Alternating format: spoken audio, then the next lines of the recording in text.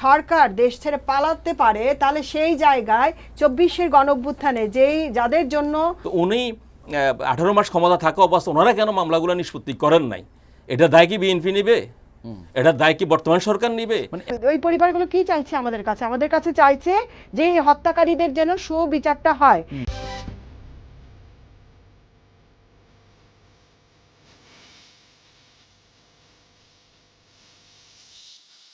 দর্শক শুভেচ্ছা জানাচ্ছি এন্টার টিভি নিয়মিত আয়োজন রাষ্ট্র চিন্তায়। আমরা আজকে কথা বলবো জুলাই গণ অভ্যুত্থান ও বর্তমান বাস্তবতা। দুজন অতিথি আজকে আমাদের স্টুডিওতে উপস্থিত আছেন। আমার সাথে আছেন তমিজউদ্দিন টিটু, বিএনপি নেতা ও সদস্য আমরা বাংলাদেশি। আমার বামে আছেন ফারজান আহমেদ, যুগ্ম সদস্য সচিব, জাতীয় নারী শক্তি এনসিপি। দুজন অতিথিকে ধন্যবাদ জানাই আজকে আমাদের স্টুডিওতে উপস্থিত হওয়ার জন্য। আমরা আজকে কথাই বলবো জুলাই গণ অভ্যুত্থান এবং বর্তমান বাস্তবতা। দর্শক, পুরো অনুষ্ঠান জুড়ে আমি আপনাদের সাথে থাকবো নুরুজ্জামান হীরা। জুলাই ছিল শুধু একটি আন্দোলনের নাম নয়, আসলে এটি ছিল ন্যায় বিচার, জবাবদিহিতা, রাষ্ট্র সংস্কারের প্রত্যাশার মানুষের সম্মিলিত উচ্চারণ। কিন্তু সময়ের ব্যবধানে প্রশ্ন উঠেছে, সে আত্মত্যাগ বা চেতনা কতটা বাস্তবায়িত হয়েছে, প্রত্যাশা এবং প্রাপ্তির মধ্যে ব্যবধানই বা কতটুকু, অর্জন এবং চ্যালেঞ্জ সব কিছু নিয়ে আজকে দুজন অতিথি আজকে আলোচনা করবেন। আমরা একটু প্রথমেই যেতে চাই তমিজউদ্দিন টিটু, আপনার কাছে একটু যেতে চাই।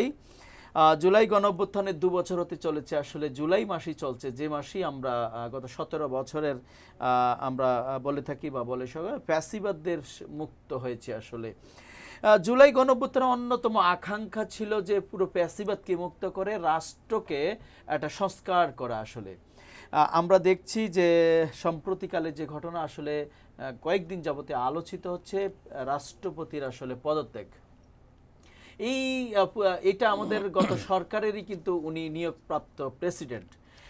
জুলাই গণঅভ্যুত্থানে মানুষের প্রত্যাশা ছিল যে সেই ফ্যাসিবাদের প্রেসিডেন্টও আসলে বিদায় হবে। সেটা সেই সময় আমরা দেখেছি বিভিন্ন রাজনৈতিক দলগুলোর কারণেই আসলে তিনি বিদায় হননি বা রয়ে গেছেন। আসলে তো সম্প্রতিকালে এখন যে তাকে মানে এই যে তিনি এই নিজের থেকে আসলে সরে গেলেন, এটা আসলে কোনো চক্রান্ত নাকি, বা এটাকে আপনি কিভাবে মূল্যায়ন করছেন? আসলে ধন্যবাদ এন্টার টিভিকে, ধন্যবাদ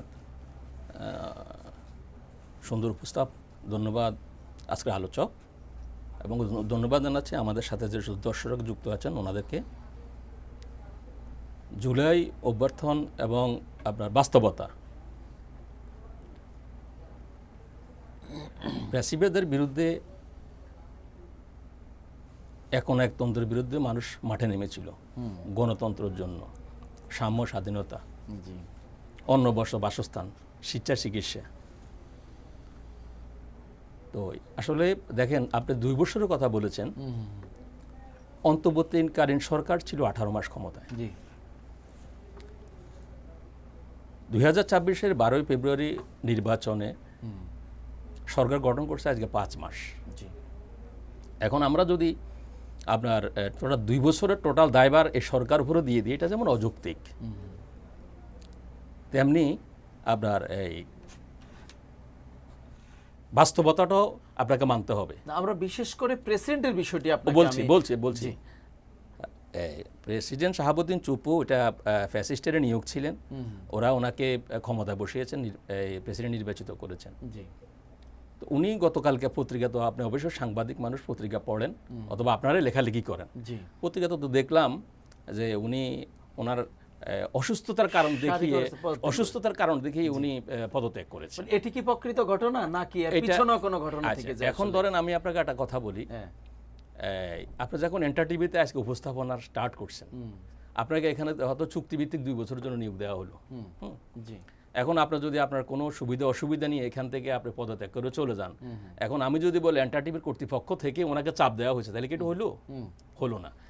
এটা ওনার শারীরিক অসুস্থতার কারণেই উনি পদত্যাগ করেছে। আর আমি দেখলাম যে এটা উনি মাঝে মাঝে খুব অচেতন হয়ে যান, ওনার এমন একটা রোগ, এমন একটা ব্যাধি ওনার আছে যেটাতে পদত্যাগ পত্রে সেটা উল্লেখ আছে, ওইটা উল্লেখ আছে এবং পত্রিকাতেও সেটা এসেছে। মানে আপনি বলছেন যে উনি মাঝে মাঝে উনি অচেতন হয়ে যান।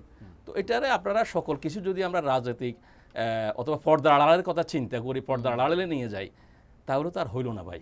কিন্তু আমাদেরকে বাস্তবতাটা আমাদেরকে মেনে নিতে হবে। পত্রপত্রিকা সব জায়গায় লেখা হচ্ছে যে তিনি যখন বাইরে চিকিৎসার জন্য গিয়েছিলেন সেই সময় সাবেক প্রধানমন্ত্রী শেখ হাসিনার সাথে তিনি কথা বলেছেন, আসলে তারই খেসারত হিসেবে আজকে এই পরিস্থিতি। এটা পত্রপত্রিকা বা বিভিন্ন জনে আছে। আসলে এইটিকে আপনি আমাদের দেশে হইল কি জানেন, জ্বর হয় পুরা শরীরে, মাথায় পানি ডালার দরকার, সেখানে না ডালে মানুষ পায়ে পানি ডালে। উনি চিকিৎসা করতে গেছে কবে, আর পদত্যাগ করলো গতকালকে।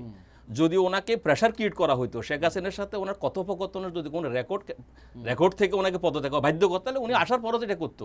জি জি, ঠিক আছে, আমরা আপনার কাছে আসবো। ফারজানা আহমেদ, আপনার কাছে একটু যেতে চাই। আপনারা প্রেসিডেন্ট শাহাবুদ্দিন আহমেদ চুপ্পু তিনি 24 এপ্রিল 2023 সালে বাংলাদেশের 23তম রাষ্ট্রপতি হিসাবে আসলে তিনি দায়িত্ব নেন এবং শপথ নেন আর কি। সেই হিসাবে মেয়াদ 2028 সালে 24 এপ্রিল শেষ হওয়ার কথা আসলে। তো অন্তর্বর্তীকালীন সরকারের সময় প্রেসিডেন্ট আপনার প্রধান উপদেষ্টা ডক্টর মোহাম্মদ ইউনূসের সময় বেশ কয়েকবার এই ছাত্র প্রতিনিধি সকল দলে, অনেকগুলো দলই আসলে তার অপসারণ চেয়েছিল। সেই সময় তাকে আসলে অপসারণ করা হয়নি। সাংবিধানিক শূন্যতা তৈরি হবে বিধায় আসলে তো অনেকগুলো দল বলছিলেন, আসলে বিশেষ করে আজকে যারা ক্ষমতা আছেন তারাও বলছিলেন যে একটা সাংবিধানিক শূন্যতা তৈরি হতে পারে, তার জন্য প্রেসিডেন্টকে সরানো হয়নি। আমরা এখন দেখলাম গতকাল, আপনি নিশ্চয়ই জানেন, প্রেসিডেন্ট পদত্যাগপত্র জমা দিয়েছেন। তো এখন কি সাংবিধানিক শূন্যতা কি তৈরি হচ্ছে কিনা আসলে, না এখানে পর্দার আড়ালে কোনো ঘটনা থেকে যায় বা অন্য কিছু থেকে যায় কিনা, আসলে আপনি কি মনে করছেন? ধন্যবাদ হীরা ভাই, আপনাকে খুব ভালো একটা প্রশ্ন করেছেন। আজকে এই ক্ষেত্রে আমরা বলবো যে সুবিধাবাদী, এই ক্ষেত্রে আমি বিএনপিকে সুবিধাবাদী এই কারণেই বলবো যে আমরা কিন্তু 2024 গণঅভ্যুত্থানের পরে যখন চুপ্পিও তার জায়গায় অবস্থান করছিল, সেই ক্ষেত্রে কিন্তু আমরা যার যার জায়গা থেকে, তখন আমাদের জাতীয় নাগরিক পার্টি হয়নি, আমরা জাতীয় নাগরিক কমিটিতে ছিলাম, একটা অরাজনৈতিক দল হিসেবে কাজ করছিলাম। সেই ক্ষেত্রেও আমরা চেয়েছিলাম যেন চুপ্পুর পদত্যাগটা হয়। এর জন্য আমরা শহীদ মিনার থেকে একেবারে হাইকোর্ট ঘেরাও পর্যন্ত আমরা করেছি। কিন্তু দেখা গিয়েছে যে এই ঘেরাও করার পরেও কোনো কিছু হয়নি। শুধু আমরা না, বিভিন্ন অরাজনৈতিক আপনার মধ্য বলেন বা আপনার বামপন্থী, মানে সবাই চেয়েছিল চুপ্পুর যেন পদত্যাগটা হয়। তো সেই ক্ষেত্রে আমরা বলবো যে চুপ্পুর পদত্যাগটা না হওয়ার পিছনে যে বর্তমান যে সরকার অবস্থান করছেন, দেশ চালাচ্ছেন, ওনারা তাদের সুবিধার্থে, যদিও বলবেন যে তারা তো তখন ছিল না, কিন্তু তাদের সুবিধার্থে টিকিয়ে রাখার জন্য একটা জোরপূর্বকভাবে একটা প্রচেষ্টা চালিয়েছিলেন। এবং তারই ধারাবাহিকতা দেখা গিয়েছে যে ওই চুপ্পুর পদত্যাগ মানুষ বলতে বলতে মুখে ফেনা উঠে পড়েছে, রোদ্রে পড়েছে, বৃষ্টিতে ভিজেছে, চুপ্পুর কিন্তু কোনো পরিবর্তন হয়নি। কিন্তু এখন কেন পরিবর্তন? আপনি দেখবেন অনেকে বলেছে যে এনসিপি যারা যে উপদেষ্টা পর্যায়ে যখন অরাজনৈতিক দল ছিল, তারা কেন চুপ্পুর কাছ থেকে শপথ গ্রহণ করলো। তো ওই মুহূর্তে শপথ গ্রহণ করার ক্ষেত্রে একটা প্রক্রিয়ার মাধ্যমে যদি পদত্যাগ করানো যেত, কিন্তু করানো না হওয়ার পিছনে যে বললাম না বিএনপির হাত আছে, তাদের ওইটা ছিল যে চুপ্পু যদি অবস্থান করে তাহলে তারা যে নির্বাচনটা চাইছে সেটা খুব শিগগির তারা এটা পেতে পারে। আর চুপ্পু যদি সরানো হয় সেক্ষেত্রে হয়তো তারা ইলেকশনটা দ্রুত করতে পারবে না। এই ভয়টা তাদের মধ্যে কাজ করছিল, এবং কাজ করার ফলেই কিন্তু চুপ্পুর পদত্যাগের কথা বলার পরেও চুপ্পুকে সরানো হয়নি, বা কেউ সরাতে, যতই বলুক না কেন, সরাতে সক্ষমতা দেখিয়েছে। কিন্তু ওনারা দলে না আসার আগে থেকেই ওইটা প্রচেষ্টা করেছেন যেন চুপ্পু না সরে যায়। আরেকটা হলো যে ওনারা পরবর্তী সময়, মনে করেন আবার যে আপনার ইলেকশনটা হবে, ওই সময় পর্যন্ত যেন চুপ্পু অবস্থান করে। এখন মনে করেন এই চুপ্পুকে যদি বিএনপি সরকার মনে করত যে এই চুপ্পু কিন্তু সেই ফ্যাসিস্ট সরকারের আমলে থাকা একজন রাষ্ট্রপতি যে কিনা ওনার মাকে নিয়েও কূটনৈতিক কথাবার্তা বলেছিলেন, কিন্তু এমন, আমি জনাব তারেক রহমান আপনার দৃষ্টি আকর্ষণ করছি, আপনি এমন একজন সন্তানের, মানে কি বলবো, সন্তান যে পিতামাতার জন্য আমরা কিন্তু স্যালুট করি। আমি কোন দলে আছি সেটা কোনো বিষয় না, যদি কোনো নেতা ভালো কাজ করে তাকে অবশ্যই আমরা ভালো বলবো, এবং যদি কেউ দেশের ক্ষতি করে তাদেরকে অবশ্যই আমরা খারাপ বলবো। তো সেক্ষেত্রে আপনার বাবা মা আমাদের সম্মানের জায়গায় আছেন, আপনাকেও সম্মানের জায়গায় আমরা রাখতে চাই, কিন্তু আপনি যাদেরকে নিয়ে কাজ করছেন বা কারা আপনাকে উপদেষ্টা হিসেবে আপনাকে পরামর্শ দিচ্ছে, আপনি নিজের জ্ঞানটা একটু এখানে কাজে লাগাবেন। এবং আমাকে বলতে দেন, আমি বলতে দেই, আমি শেষ করি। কিন্তু আপনি চুপ্পুর পরিবার কি করলেন, পদত্যাগ করালেন না।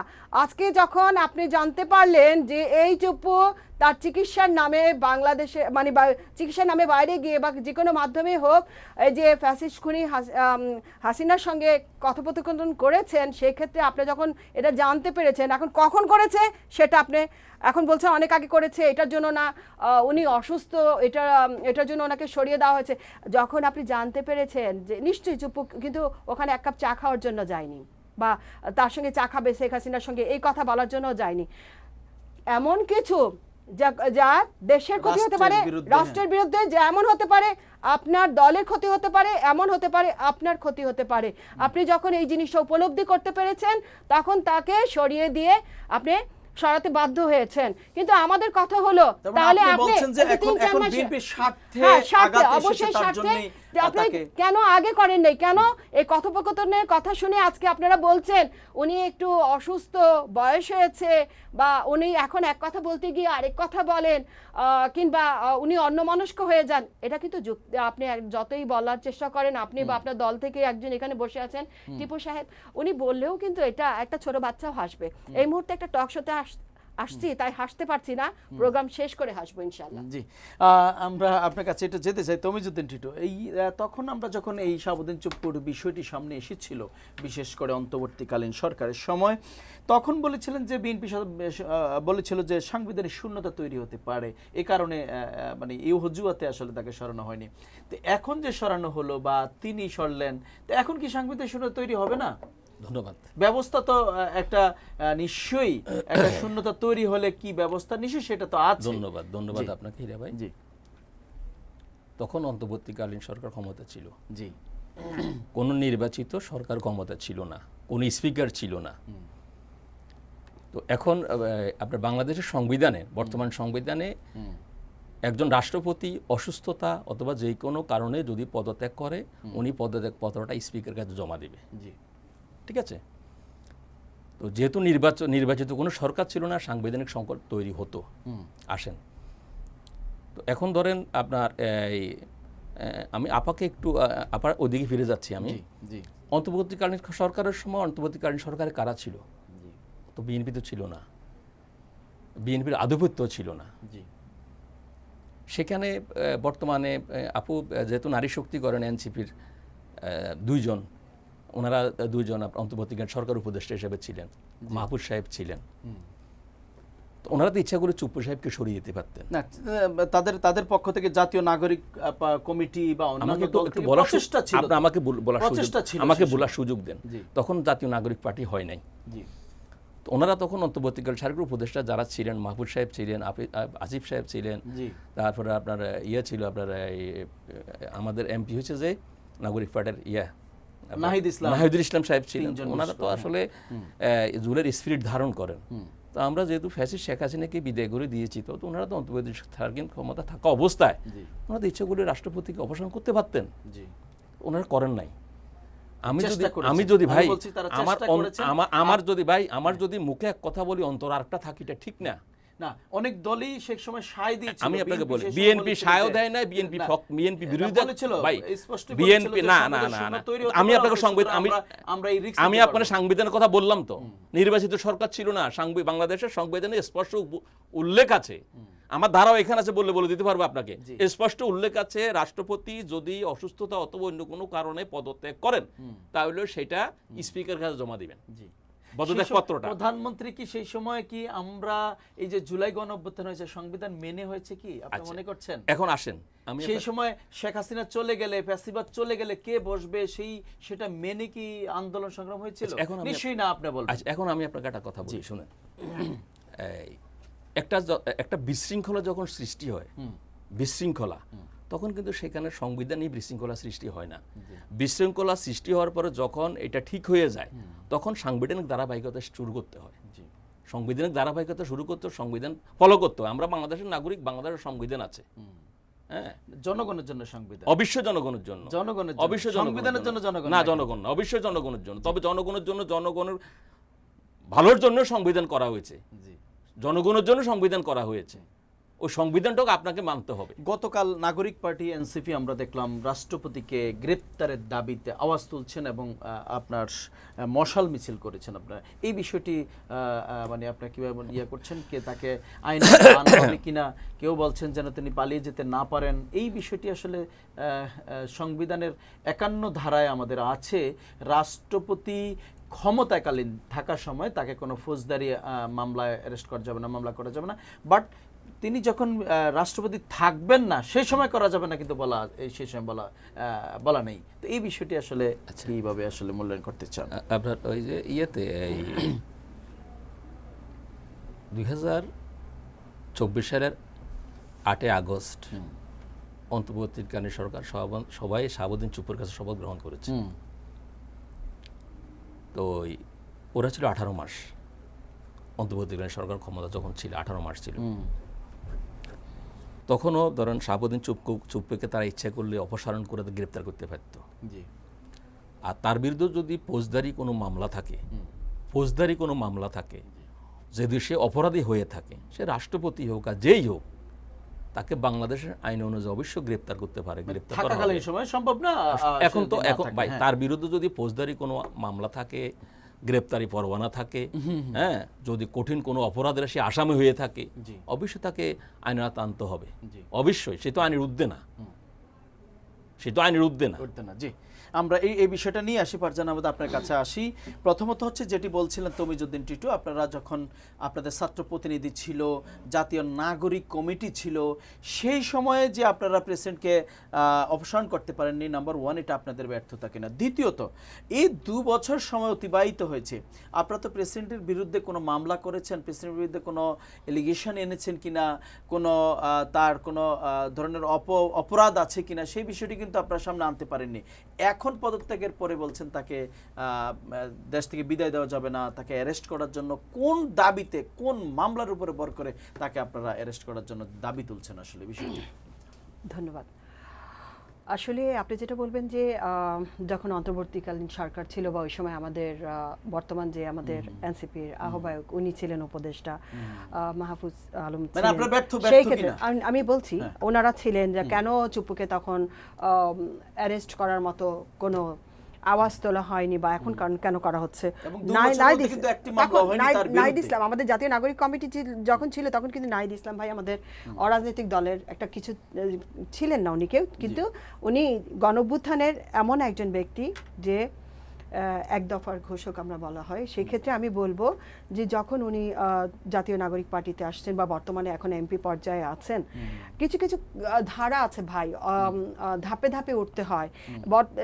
এই যে আমরা কিন্তু আওয়াজ তোলা হয়েছিল বারবার, পদত্যাগ করা হয়নি, কিন্তু এখন যেহেতু ওনাকে পদত্যাগ বিএনপি সরকারি যে কোনো অসুস্থতার কথা বলে ওনাকে করিয়েছেন, এক্ষেত্রে কি আমরা পরবর্তী ধাপটা নিতে পারি না?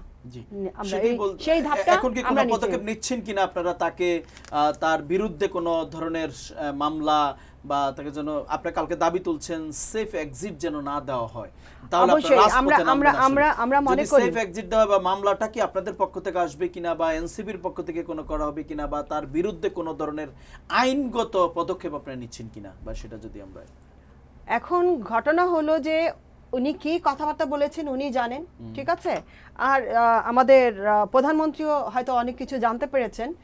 তো উনি যদি মনে করেন যে এই ব্যক্তি দেশ ছেড়ে গেলে আরো বেশি ক্ষতিকারক, অবশ্যই তাকে দেশ যেন ছাড়া না হয় এবং আমাদের প্রধানমন্ত্রী যেন নিজে থেকে উদ্যোগ নেয় যে এই ব্যক্তির বিরুদ্ধে মামলা করা যাবে, ঠিক আছে, ওনাদের পক্ষ থেকে আসলে আরো ভালো হয়, যদি না হয় সেক্ষেত্রে আমরা পদক্ষেপ নেব ইনশাআল্লাহ।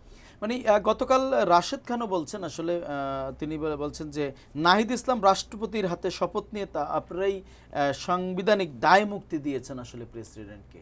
তো সেই সময় এই আপনারা কেন এই কাজগুলো করলেন? আসলে আপনারা শপথ নিতেন না এই প্রেসিডেন্টের? আচ্ছা, ওই সময় এমন একটা সময় 5 তারিখে যখন ফ্যাসিস্ট খুনি হাসিনা পালিয়ে গেল, দেশটা কিন্তু দেখা গিয়েছে 3টা দিন এমন একটা অবস্থায় ছিল যে মানে সরকারবিহীন দেশ ছিল, এবং প্রত্যেকে জায়গা থেকে আপনি দেখা গিয়েছে কিছু লুটেরা পার্টিও চলে এসেছিল রাত্রেবেলা বাড়ি বাড়িতে গিয়ে ডাকাতি হচ্ছে।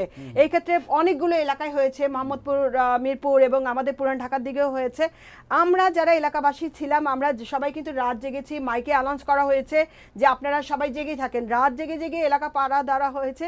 এবং এরা কারা, এই ডাকাতগুলো কারা এবং এই হঠাৎ করে কারা, এরা তারাই যারা ফ্যাসিস্ট সরকারের আমলে ছিল এবং তাদের ওই সময় পালানোর জন্য টাকা পয়সা বা কিছু প্রয়োজন, সেক্ষেত্রে ওনারা যে সমস্ত বাড়িঘরে ডাকাতি করলে বা তারা তো পালানোর নিয়েই ব্যস্ত, তারা কেন হবে? না কিছু করেছে, তারা তো পালাতেই ব্যস্ত বা পালিয়ে যাচ্ছে। একটা দল ছিল এই কাজগুলো করার, ঠিক আছে? এখন ওই যে বড় যারা তারা তো পালিয়েছেই, কিন্তু যাদের মনে করেন পালানোর মতো টাকা পয়সাও নেই তারা কিন্তু এইভাবে এই কাজগুলো করেছে। এখন ওই 5 থেকে নিয়ে আপনার 8 তারিখ না 3 দিন, এই 3 দিন যে বাংলাদেশটা এই সবাই যার জায়গা থেকে একজন পাহারাদার হিসেবে পাহারা দিয়েছে, এবং সেই ক্ষেত্রে 3 দিনের মধ্যে ওয়াকার তো এই সময় অবস্থান করছিলেন, দিক নির্দেশনা দিচ্ছিলেন, তাই না? এবং এখানে কাকে প্রধান উপদেষ্টা করা হবে এই নিয়ে সবারই অনেক ইচ্ছা আকাঙ্ক্ষা ছিল যে উনি যেন হতে পারে।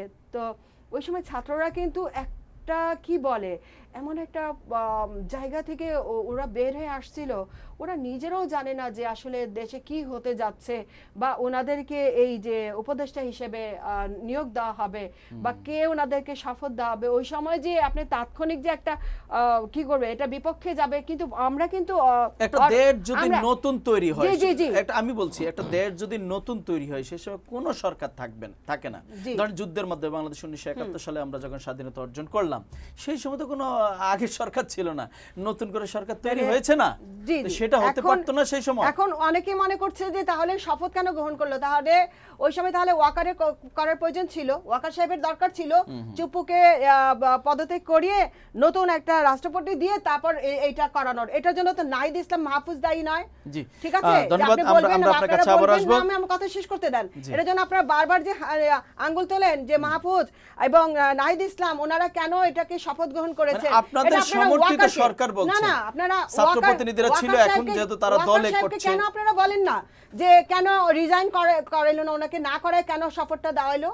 এই প্রশ্নটা নেক্সট আপনারা যখন করবেন তাহলে বুঝে শুনে ওয়াকার আমরা আপনার কাছে আসব। আমরা তমিজউদ্দিন টিটু আপনার কাছে যেতে চাই। বাংলাদেশের ইতিহাসে পর্যন্ত আপনার শাহাবুদ্দিন চুপ্পু সহ 5 জন প্রেসিডেন্ট পদত্যাগ করেছেন, বাট পদত্যাগের পরে কিন্তু একজন মাত্র অ্যারেস্ট হয়েছিলেন, তিনি হয়েছিলেন 6 ডিসেম্বর 1990 সালে প্রেসিডেন্ট আপনার এরশাদ সাহেব যখন পদত্যাগ করেন 9 তারিখে তিনি আবার অ্যারেস্ট হয়েছিলেন আসলে। তো এরপরে এই যে 5 জন হয়েছে, 4 জন ইতিপূর্বে হয়েছে, কেউ কিন্তু গ্রেপ্তার হয়নি একজন ছাড়া।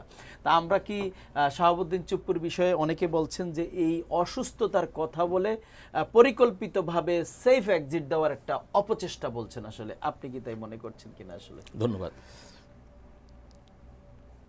এরশাদ সাহেব আসলে আপনার গণঅভ্যুত্থানে তখন ছিল রাষ্ট্রপতি শাসিত দেশ, রাষ্ট্রপতি শাসিত সরকার ছিল, হ্যাঁ, প্রধানমন্ত্রী শাসিত না, রাষ্ট্রপতি, এটা আপনি নিশ্চয়ই জানেন। 1990 সালে 6 ডিসেম্বরে গণঅভ্যুত্থানে এরশাদ সাহেব পদত্যাগ করার পরে অন্যায় এবং আপনার অনেকগুলা হত্যা হয়েছে, দুর্নীতি, অনেকগুলো ক্ষমতার অপব্যবহার, অবৈধ সম্পদ অর্জনের অভিযোগে 12 তারিখে তিনি গ্রেফতার হন। সবকিছু মিলে ওনাকে গ্রেফতার করা হয়েছে। এরপরে ধরেন আপনার বি চৌধুরী সাহেব উনি স্বেচ্ছা পদত্যাগ করে চলে গেছেন। এরপর আবার নির্বাচন হয়েছে, নির্বাচনের প্রক্রিয়াতে ওখানে আবার আব্দুর রহমান বিশ্বাস আপনারা তখন রাষ্ট্রপতি হয়েছিল, নিশ্চয়ই জানেন। এখন শাহাবুদ্দিন চুপ্পুর বিষয়টা হইল এটা দেশের আইন প্রয়োগকারী সংস্থা আছে, দেশ আছে, আইন আছে। হ্যাঁ, আমি একবারে বললাম শাহাবুদ্দিন চুপ্পু ফ্যাসিস্টের উনিও মদতদাতা, উনি আওয়ামী লীগের রেখে যাওয়া মদতদাতা। তো শাহাবুদ্দিন চুপ্পুর বিরুদ্ধে ধরেন আমি এনসিপির নেতা নেত্রীদের উদ্দেশ্যে বলবো, বাংলাদেশে হাজার হাজার মামলা হয়েছে, হত্যা, ক্ষমতার অপব্যবহার। হ্যাঁ, তো শাহাবুদ্দিন চুপ্পুর বিরুদ্ধে আমরা কিন্তু কেউ কোনো মামলা করতে পারিনি। এটা দায়ী কে? আমরা বলছি শাহাবুদ্দিন চুপ্পুকে সেফ এক্সিট দিলে আমরা রাজপথে থাকবো, রাজপথে তো ওনারা আছেই, থাকবে আর কি। তো ওনারা সাহস করি গতকালকে যেহেতু শাহাবুদ্দিন চুপ্পু পদত্যাগ করেছে, আজকে পর্যন্ত ওনাকে নির্দিষ্ট কোনো ওনারা তো কেউ উদ্বিগ্ন, এটা মামলা তো করে নেই। আইনের আওতা আনে নাই। আপনারা করেছেন কিনা আমি বলছি, এখন ধরেন আমি আপনাকে বলি, এটা হলো যেমন আপনার ওনারা বারবার বলে জুলাইয়ের স্পিরিট ধারণ করে, বিএনপি একবারও বলে নাই যে সাপ্পনি চুপ্পুকে সেফ এক্সিটের রাস্তা নেমে যাব আমরা। হ্যাঁ, যারা বলছে তো শাহাবুদ্দিন চুপ্পুকে সেফ এক্সিট না দেওয়ার জন্য ওনার তো একটা আইনি প্রক্রিয়া যেতে হবে, যেতে তো হবে নাকি? জি, এখন বিএনপি সরকার ক্ষমতায়, বিএনপির কাছে একটা মেসেজ আছে উনি অসুস্থতার কারণে উনি পদত্যাগ করেছে, ঠিক আছে? তো শাহাবুদ্দিন চুপ্পুকে আজও সরকার সেফ এক্সিট দিবে কিনা, অথবা শাহাবুদ্দিন চুপ্পুর ভাগ্যে কি আছে সেটা আমরা পরবর্তীতে তো জানতে পারবো, পরবর্তীতে আমরা দেখব। আমি যেটা দেখলাম উনি গুলশানের বাড়িতে উঠবেন, হ্যাঁ, ওনাকে গুলশানের বাড়িতে উঠানো হবে। তো আসলে আমরা ধরেন বলার জন্য অনেকগুলো কথা বলি, আমরা কাজে আসলে সবাই একটু কাজে অনভিজ্ঞ, কাজ করতে চাই না। আমরা একটা মাইক্রোফোন পেলেই আমরা দেশটাকে এলোমেলো করে ফেলার চেষ্টা করি, দেশে এচা করেঙ্গা থেচা করেঙ্গা, আমরা মানে মাইক পেলেই, জনগণ পেলেই মনে হয় যে আমি এই দেশের রাষ্ট্রপ্রধান, আমি এই দেশের ক্ষমতাবান, আমি সব কিছু করে ফেলতে পারবো, আমার দ্বারা সব কিছু সম্ভব। কিন্তু বাস্তবতা এটার সাথে ভিন্ন জিনিস। আবারও বলি, আপনার যারা বলছেন যে ভাই আমরা চুপ্পুকে যদি আপনারা সেফ এক্সিট দেন আমরা রাস্তা নামবো, ভাই রাস্তা নামার দরকার নাই।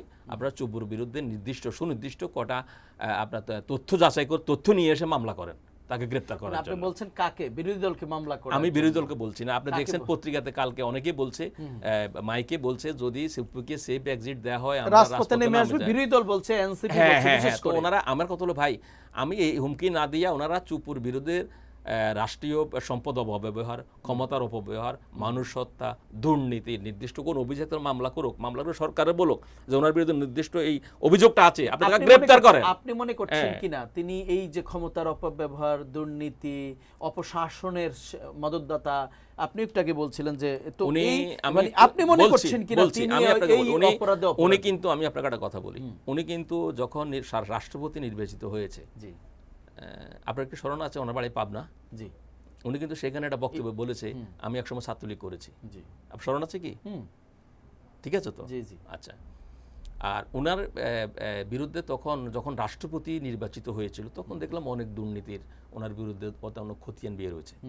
এবং তিনি যখন দুদকের কমিশনার চেয়ারম্যান ছিলেন, তিনি কমিশনার ছিলেন, তার হাত দিয়ে, তার অধীনেই সেই ওই যে আপনার পদ্মা সেতুর যে কেলেঙ্কারি, সেটা শেখ হাসিনার দায় মুক্তি, এই কাজগুলো কিন্তু তার হাত দিয়ে হয়েছে। তার হাত দিয়ে দুদক একটা, আপনার বলি এটা একটা নিরপেক্ষ আপনার সাহিত্য শাসিত সংস্থা, ওটা দুদক চিন্তা করবে, যেহেতু তার হাত দিয়ে হয়েছে, দুদকের সাথে এভিডেন্স গুলো আছে, হ্যাঁ, দুদক কি করবে ওটা দুদক অবশ্যই চিন্তা করবে, যেহেতু এতদিন উনি ক্ষমতায় ছিলেন, হ্যাঁ, ওনাকে কোনো কিছু করার সুযোগ ছিল না, উনি রাষ্ট্রের সর্বোচ্চ জায়গা ছিলেন। এখন যেহেতু গতকাল উনি পদত্যাগ করেছেন, দুদক চিন্তা করবে, বিভিন্ন আইন প্রয়োগকারী সংস্থা চিন্তা করবে, এবং তারা দেখবে ওনার কোনো দুর্নীতি যদি থাকে অবশ্যই তাকে গ্রেপ্তার করবে। আমি তাকে গ্রেপ্তার করার জোর দাবি জানাচ্ছি। জি, তমিজুদ্দিন টিটু, ধন্যবাদ জানাচ্ছি। দর্শক, আপনারা দেখছিলেন জুলাই গণ অভ্যুত্থান এবং বর্তমান বাস্তবতা। আমরা ছোট্ট একটা বিরতিতে যাব, বিরতির পরে আবারও আসবো। আমাদের সাথে কথা বলছিলেন তমিজুদ্দিন টিটু, বিএনপি নেতা এবং সদস্য আমরা বাংলাদেশি। কথা বলছেন ফারজানা আহমেদ, যুগ্ম সদস্য সচিব, জাতীয় নাগরিক শক্তি, এনসিপি।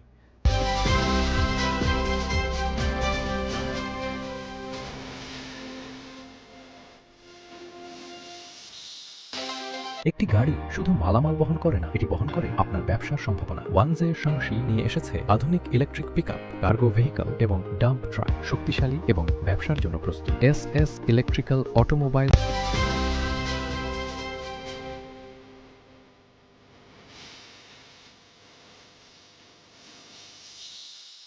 দর্শক, বিজ্ঞাপন বিরতির পর আবারও ফিরে আসলাম। আমরা কথা বলছিলাম জুলাই গণ অভ্যুত্থান এবং বর্তমান বাস্তবতা নিয়ে। আসলে আমাদের সাথে কথা বলছিলেন তমিজুদ্দিন টিটু, বিএনপির নেতা ও সদস্য আমরা বাংলাদেশি। কথা বলছিলেন ফারজানা আহমেদ, যুগ্ম সদস্য সচিব, জাতীয় নারী শক্তি, এনসিপি। দর্শক, আমরা একটু কথা বলছি বাস্তবতার নিরিখে। আসলে জুলাই গণ অভ্যুত্থান পরবর্তী সময়ে আসলে আমাদের যে প্রত্যাশা এবং প্রাপ্তির হিসাব মিলাচ্ছিলাম, সেটা কথা বলছিলেন। আমি একটু যেতে চাই ফারজানা আহমেদ আপনার কাছে। জুলাই পরবর্তী সময় আমরা দেখেছি প্রায় 2000-এর মতো মামলা হয়েছে। আসলে সেখানে আসামি করা হয়েছে অনেককেই। আসলে এই মামলাগুলো ইতিমধ্যে মাত্র 3টি মামলা আপনার রায় ঘোষিত হয়েছে। নিশ্চয়ই জানেন, প্রথম 17 সেপ্টেম্বর 2025 সালে সাবেক প্রধানমন্ত্রী, পুলিশের আইজি, স্বরাষ্ট্রমন্ত্রী, 3জনকে যে রায়টি হয়েছে আসলে সেটা প্রথম রায়। এই সরকার আমলে 2টি রায় হয়েছে। এতগুলো মামলার যে বিচার 2 বছরের মতো বিচার প্রক্রিয়ার সময় অতিবাহিত হয়েছে, আপনি কি মনে করছেন এই বিচারগুলো ধীরগতি হচ্ছে আসলে? ধন্যবাদ। বা অবশ্যই এই সরকারের কোনো আন্তরিকতার অভাব আছে কিনা আসলে এই বিচারগুলো প্রক্রিয়া সম্পন্ন করতে আসলে? জি, আমি বলবো প্রথমেই যে বিষয়টা আপনি তুলে ধরেছেন, এই যে 24শে গণঅভ্যুত্থানে এতগুলো শহীদ আমরা হারিয়ে ফেলেছি যাদেরকে, এবং যারা অঙ্গহানি হয়ে এখনো কাতর অবস্থায় অনেকে হসপিটালে আছে, তাদের পরিবারের পরিজনদের সঙ্গে মাঝে মধ্যে আমরা সাক্ষাৎ করি আমাদের সময়ের ভিতর থেকে। অবশ্যই এটা আমাদের নৈতিক দায়িত্ব এবং কর্তব্যের ভিতরে পড়ে। কিন্তু এই যে গণঅভ্যুত্থান চলাকালীন সময় যাদেরকে এই কি বলে একেবারে শনাক্ত করে বোঝা গিয়েছে এরা এই আক্রমণ চলাকালীন সময় এরা ছিল, তো সেইভাবে যাদেরকে শনাক্ত করে এই যে মামলাগুলো করা হয়েছে এবং এই যে ধীর গতিতে এগুলো এগোচ্ছে, এর প্রতি বলবো যে আমরা আশাহত হয়ে যাচ্ছি। এর জন্য 2টা বছর কেন লাগবে? যদি আপনার 36 দিনে একটা দেশের কাঠামো পরিবর্তন করে একটা দেশের সরকার দেশ ছেড়ে পালাতে পারে, তাহলে সেই জায়গায় 24শে গণঅভ্যুত্থানে যাদের জন্য আমরা এখন বাক স্বাধীনতা পেয়েছি, কথা বলতে পারছি, নতুন বাংলাদেশ গড়ার লক্ষ্যে এগিয়ে যাচ্ছি, তাদের জন্য, তাদের পাশে তারা যে ওই পরিবারগুলো কি চাইছে আমাদের কাছে চাইছে যে হত্যাকারীদের যেন সুবিচারটা হয়, এবং সেটা যদি করতে এই সরকার এত সময় নিয়ে নেয় তাহলে বলবো যে তারা আমাদের জুলাইয়ের পক্ষে না। যদি জুলাইয়ের পক্ষে থাকে অনতি বিলম্বে, এবং আমার বিশেষ অনুরোধ থাকবে জনাব তারেক রহমান, জুলাই চলছে, 36 জুলাইয়ের মধ্যে এটা আপনি বাস্তবায়ন করার চেষ্টা করুন প্লিজ। তার মানে আপনি বলছেন যে এই সরকার জুলাইয়ের পক্ষে না, এটা কি আমার তো বলছেন তাই মনে আসলে? হচ্ছে এত ধীর গতিতে কেন? আরেকটা কথা বলছি আপনাকে, এই যে জুলাই জাদুঘরটাকে কেন, এটা কি কারো মানে একটা পার্সোনাল জায়গা যে আমি কাউকে ঢুকতে দিব না? জুলাই যে জাদুঘরটা, এটা জুলাই যারা ধারণ করে বুকে তারা কিন্তু এটা ওখানে যাওয়ার জন্য, এবং জুলাই পরিবারে যারা আছে তারা বলছে যে আমাদের সন্তানের ওখানে অনেক স্মৃতি আছে, আমরা ওখানে যেতে পারছি না, কারো রক্তমাখা কাপড়গুলো আছে, আমরা ওগুলো ছুঁতে পারছি না, যদিও তারা ওই গ্লাসের উপর থেকে ছবে, তারপরে তো তার পরিবার পরিজন যেতে পারছে না, আবেগটা সেই আবেগ থেকে বঞ্চিত রাখা হচ্ছে। আমরা প্রথমেই বলেছিলাম, আমাদের নাহিদ ইসলাম ভাইও বলেছিলেন, যদি এই 36 জুলাইয়ের মধ্যে 36 দিনের মধ্যে যদি জুলাই জাদুঘরটা ওপেন করা না হয়, তাহলে আমরা কিভাবে ওপেন করতে হয় আমরা সেটা করে নেব ইনশাআল্লাহ। আমি জানি না ওনারা কিসের মহলত দেখবেন কিনা, কোন মানে জ্যোতিষ দিয়ে ওনারা কি মানে ভয়টা কিসের? না জানি না কিসের ভয়, বা অনেকে জ্যোতিষের মাধ্যমে অগ্রসর হয় যে অমুক দিনক্ষণ বুঝে আমরা এটা উদ্বোধন করব। আপনার সিনেমা বা কোনো নাটকের জন্য মহড়া করা হয়, ওনারা কোন মহড়ার অপেক্ষা করছেন, সময়ের জন্য অপেক্ষা করছেন। তবে একটু শোনা কথা আসতেছে যে 5 তারিখে খোলার সম্ভাবনা আছে, তো আমরা 5ই আগস্ট আমরা 5ই আগস্টের অপেক্ষা করছি। যদি 5ই আগস্টের মধ্যে একদম শেষ দিন কেন গিয়ে করছেন? আমরা এটা জেনে আসি ওনার কাছে। তুমি যদি একটু যেটি ফারজানা আহমেদ বলছেন যে জুলাইয়ের পক্ষে যদি হন তাহলে যে এই যে বিচার প্রক্রিয়াগুলো একটা ধীরগতি, 2 বছর অতিক্রান্ত হয়েছে, জুলাই মাত্র শেষ হলো, শহীদের রক্ত এখনো আপনার অবলীলায় কান্না, তাদের পরিবারগুলো, অনেকে তাদের শহীদদের ঠিকানাটাও পাচ্ছে না যে আমার ছেলের সন্তানের লাশ কোথায়, অনেকে ডিএনএ টেস্ট দিয়েছে বাট এখনো পর্যন্ত খোঁজ পায়নি। তো এর মধ্যে এখনো বিচার প্রক্রিয়াটা একটা ধীরগতি বলছেন, আর বলছেন যে আপনার এই যে জুলাই স্মৃতি জাদুঘর, যেটি একটা জুলাইয়ের আসলেই আকাঙ্ক্ষার বাস্তবায়ন করবে, সরকার অনেক সব কাজই শেষ বাট উদ্বোধনটা করছে না, এতে কোনো ধরনের ভয় পাচ্ছে নাকি জুলাইকে সরকার? আসলে আপনার আপনার যে মামলাগুলো নিয়ে কথা বলছেন, মামলা ধীরগতি দেখেন, অন্তর্বর্তীকালীন সরকার 1 বছরে মাত্র একটা মামলা রায় করেছে এবং অনেকগুলো মামলার কার্যক্রম কিন্তু এগিয়ে গেছে। এই সরকার আসার পরে 5 মাসে 2টা মামলা রায় হয়ে গেছে। এখন আসলে অন্তর্বর্তীকালীন সরকার 18 মাস ছিল, তারা ইচ্ছে করলে 18 মাসে প্রত্যেকটি মামলার রায় বাস্তবায়ন করতে পারত, রায় দিয়ে দিতে পারত, বাস্তবায়ন করা সম্ভব ছিল। ওটা ওনারা করে নাই কেন আল্লাহ ছাড়া কেউ জানে না। তারা তো এগিয়ে গেছে, তো নিশ্চয়ই মামলাগুলো তো বলছি ভাই, আপনার দ্রুত বিচার আইনে নিয়ে আসলে, দ্রুত বিচার আইন আদালতে নিয়ে আসলে মামলাগুলো তাড়াতাড়ি শেষ করা সম্ভব। আপনার যেখানে জুলাইতে এতজন লোক শহীদ হয়েছে, প্রায় 14,370 জন আপনার আহত হয়েছে, হ্যাঁ, তো এটা আপনার যারা দুলের স্পিরিট মনে করে, জুলাই ধারণ করে, আমরা ডক্টর ইউনূসকে আনি বসাইছি, উনি জুলাইয়ের আপনারা বলে একেবারে সবাই এটা কি বলে মুকুট, জুলের মুকুটহীন সম্রাট। হ্যাঁ, তো উনি 18 মাস ক্ষমতা থাকা অবস্থা ওনারা কেন মামলাগুলো নিষ্পত্তি করেন নাই? এটা দায় কি বিএনপি নিবে? এটা দায় কি বর্তমান সরকার নিবে?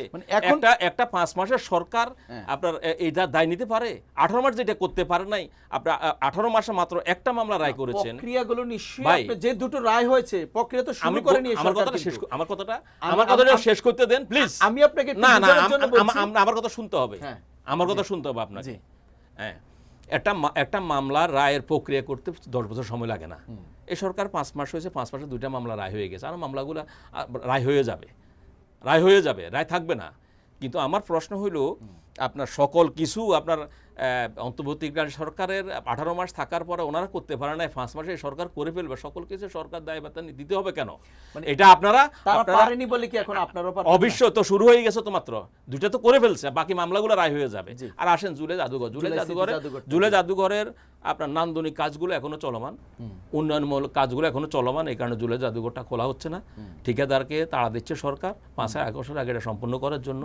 সরকার তো বলছে 5 আগস্ট এটা ওপেন করবে, যেহেতু 5 আগস্ট ফ্যাসিস্ট শেখ হাসিনা বিদানি চলে গেছে।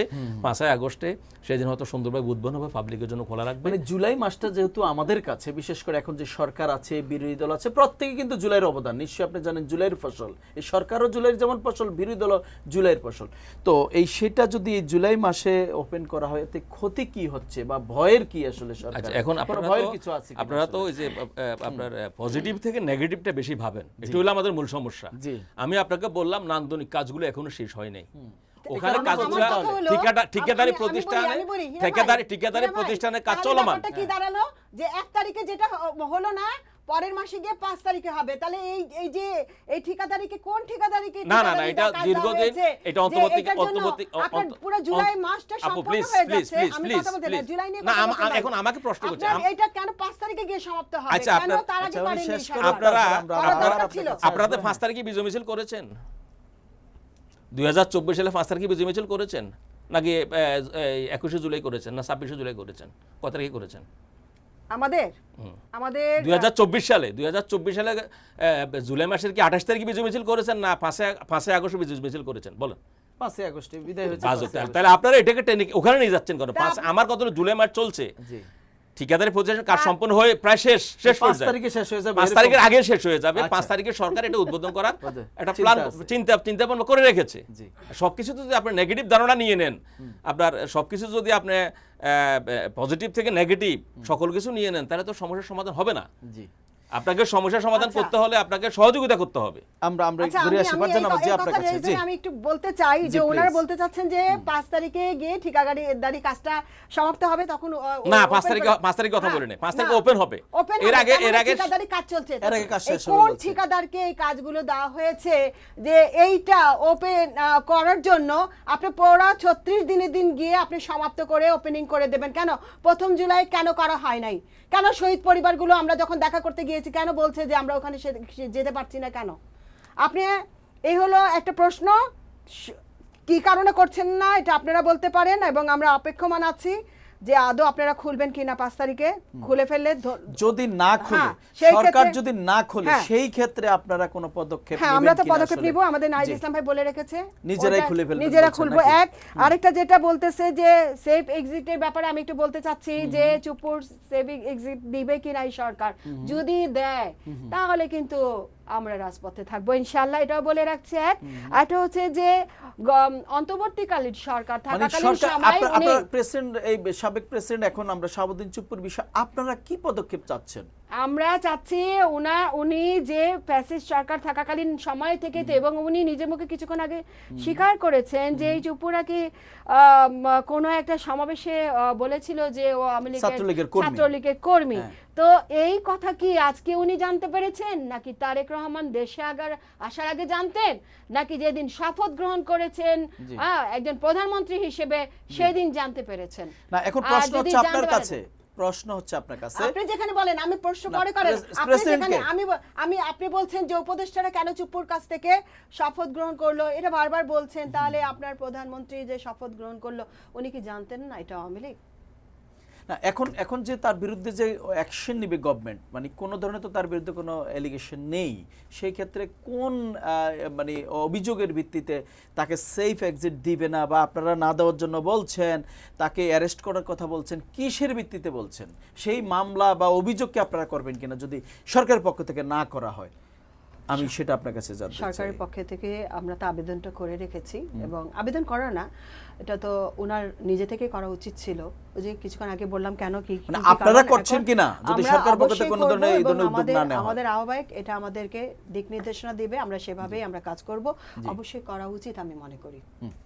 ধন্যবাদ। আমরা একটু যেতে চাই তোমার জন্য একটু জুলাই মাসে, এখনো জুলাই যে মাত্র 2 বছর হয়েছে জুলাই অভ্যুত্থানের, এই জুলাই মাসে আমরা দেখছি অনেকেই জুলাই স্মৃতিস্তম্ভে জুতা নিক্ষেপ করছে, অবমাননাকর বক্তব্য দিচ্ছে, আমাদের অনেকেই আপনি নিশ্চয়ই জানেন। কিন্তু দুঃখের বিষয় জুলাই মাসে অবমাননা করার পরে কেউ এ পর্যন্ত গ্রেপ্তার হয়নি, একজনও সরকার গ্রেপ্তার করেনি। এতে করে কি জুলাইকে অবমান করা হচ্ছে কিনা, অবমাননা করা হচ্ছে? ধন্যবাদ। আপনি এই কোশ্চেনটা ওই দিন আমাকে করেছেন, আমি আপনার টক শোতে ওই দিন এসেছি। জি, আসলে আপনার জুলাই স্মৃতিস্তম্ভে যদি কেউ অবমাননা করে, এটা আমি তীব্র নিন্দা জানাই। আমি নিজেও ব্যক্তিগত তীব্র নিন্দা জানাই, যেহেতু জুলাইয়ের স্পিরিট আমরা সকলে ধারণ করি। সরকার সুনির্দিষ্ট প্রমাণের ভিত্তিতে সকল কার্যক্রমগুলো পরিচালনা করে। আপনি সেদিন কিন্তু বলেছিলেন বিচারেরও দাবি করেছিলেন। আইন আমি এখনো যদি জুলাই স্তম্ভে কেউ কোনো অবমাননাকর কোনো ঘটনা জড়িত থাকে তাকে সাথে সাথে বিচারে আনা উচিত, এবং আমি জোর করেনি এবং আমি জোর দাবি জানাচ্ছি গ্রেপ্তার করার জন্য, আইনের আওতায় আনার জন্য। আপনার একটা কথা আমি বলি, সেটা হলো যে উনি প্রশ্ন করছে কোন ঠিকাদার প্রতিষ্ঠান কাজ পেয়েছে অন্তর্বর্তীকালীন সরকার থাকা অবস্থায় জুলাই জাদুঘরের, যেটা সাবেক গণভবন ছিল, হ্যাঁ, জুলাই জাদুঘরের কাজটা ওটা ঠিকাদার প্রতিষ্ঠান কাজ শেষ, আমরা যেটুকু জানি কাজ এখনো কিছু কাজ সামান্য কাজ বাকি আছে। তো এগুলো হয়তো আমরা 2-4 দিনের মধ্যে শেষ হয়ে যাবে। যেহেতু সরকার, আমি জানি না পত্রিকাতে আসছি কিনা, পত্রিকা আমি দেখিও নাই, যদি 5 তারিখে এটা উদ্বোধন করবে বলে, তাহলে অবশ্যই 5 তারিখে উদ্বোধন হবে।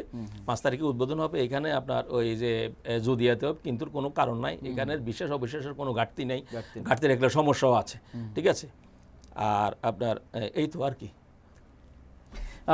প্রেসিডেন্ট কে হচ্ছে, বা আপনি একজন রাজনীতিবিদ হিসেবে আমরা অনেকেই পত্রপত্রিকায় নামগুলো আছে, অনেক সময় দেখছি যে রাজনীতিবিদ কেউ চাচ্ছেন রাজনীতিবিদ থেকে আসুক, কেউ চাচ্ছে আবার আমলা থেকে আসতেছে, আবার রাজনীতি আমলার বাহিরেও কিছু নাম আসছে।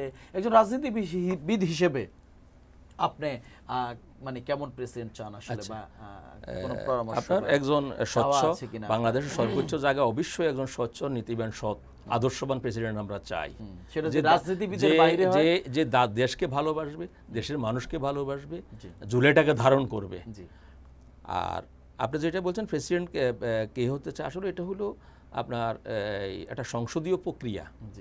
ওখানে ধরেন প্রধান নির্বাচন কমিশনার স্পিকারের সাথে কথা বলে শিডিউল ঘোষণা করার পর মনোনয়ন কিনবে, মনোনয়ন কেনার পরে 60 থেকে 90 দিন মনোনয়ন কিনবে, মনোনয়ন কেনার পরে সংসদ সদস্যরা প্রত্যক্ষ ভোট দিবে, ভোট দেওয়ার পরে সেখানে নির্বাচিত হবে। সেখানে যদি কোনো আমলা যদি মনোনয়নপত্র কিনে, যদি সংসদ সদস্য ওনাকে ভোট দিয়ে নির্বাচিত করে, এটা তো আমাদের মনে করছেন একজন রাজনীতিবিদ হিসেবে এটা কতটা সমীচীন হবে? এখন আমি আপনাকে একটা কথা বলি, আমি আপনাকে একটা কথা বলি, শুনুন।